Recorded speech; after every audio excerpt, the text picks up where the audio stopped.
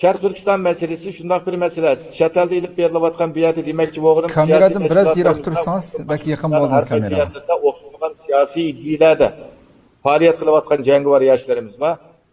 Şunun üçün siyasi inqilab bilan Şərq Türkistanı əsli keltirish nəhayət təski toxtaydigan bir mesele. Şununla bizde belgilik bir askeri güç buluş gerek.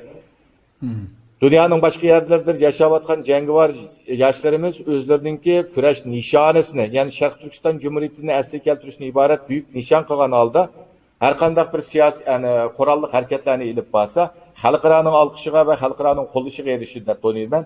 Chunki xalqaro bizning ilib berilayotgan davoyimizning haq davo ekanligini, ya'ni mustamliki bilan mustamliki qilguvchi o'rtasidagi davo ekanligini iborat, haq davo ekanligini to'nib yetganligi uchun Amerika hükümeti yakında Şərq Türkistan İslam Partisi'ni, yani bu partini teşkilatlar tizimliğini ilip uçurup etti.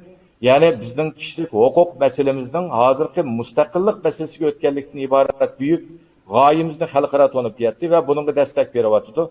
30'un o halkaradaki devletler, nopustuk devletler bizge destek verdi ve bizden meselemiz köngül veriyordu. Yani körüp durgunumuzda 28 yıldan bu yan Azerbaycan'ın Qarabağ meselesi hal kılınmagan idi. 44 günlük Azerbaycan halkının kolu kural ilip hücum kılış arkalık, hallık cihatı arkalık 28 yıl hal kılınmagan mesele 44 günün içinde hal kılındı. Elbette Şərq Türkistan Cumhuriyeti'ni asli keltirişimizde Tibetlerinin Hindistan askeri koşun içinde 10 bin kişilik askeri boğandak bizden bu çetelde Şərq Türkistan İslam Partisi olsun ve başka partilerden olsun ümmetçilikini asas kılıp yani dünyanın her kaysi yerlerde inkılap küreç cihat edip verivatkan gazatçılarımızdınki Şərq Türkistan Cumhuriyetimizin asli keltirişte özünün büyük mesuliyetinin ve büyük vicdani, imani burcunun bağlılığını tonup yetken vaxtıda bizden siyasi faaliyetçilerimiz bile, çeteldeki teşkilatlarımız bile ortak hemkarlaşkan asasında doğru boğan küreç nişanını bilen Xitay'a karşı hareketlerini ilip veriş, Xitay'a karşı planlarını birlikte planlaşını ibaret büyük nişanlarda siyasi teşkilatlar bilen çeteldeki muhacireti yaşavatkan ölümalarımız bilen, ziyalilerimiz bilen hem destek boğan vaxtıda Xitay'a boğan bizdinki küçümüzden aşırı alayımız ve şundaqlı Xitay'a boğan tehditimizden appar alayımız. Biz de hazırlıkçı boğan arlıqta nurgulluğun bedellerini söyledik. Afganistan'da olsun ve başka devletlerde. Eğer muşu bedellerini Xitay'nın çigirisi boğan etraftaki devletlerde şu bedellerini söylegen bolsak, Şərq Türkistan tuprağındaki 5 milyondan o halkımız bugünküdek bu lagır meselesi kalmagan boladı. Şərq Türkistan'a Xitay köçmenleri köplep köçüp kürmegen boladı. Şərq Türkistan'a Xitay köçmenleri köplep meblağ samagan boladı. Yani bizden bu kıldaki korallık inkılaplarımız 1-2 günde Şərq Türkistan Cumhuriyeti'ni asli keltiremiz mi? Ama Şərq Türkistan'ın korallık bir askeri güçüdün ibaret. Bu güçünü görüş arkalık Xitay'a besim işletiş, Şərq Türkistan'daki köçmen sahanı azaytış, Şərq Türkistan'daki Xitay'nın besimini azaytışını ibaret büyük gayelerimizni aşırışka töküp koşkan boladı. Ama bu yaşlarımız hazır dünyanın başka yerlere çekilip yürüp, yani küreş nişanesi ulanın kandak bulanı namedim bilmeyimiz.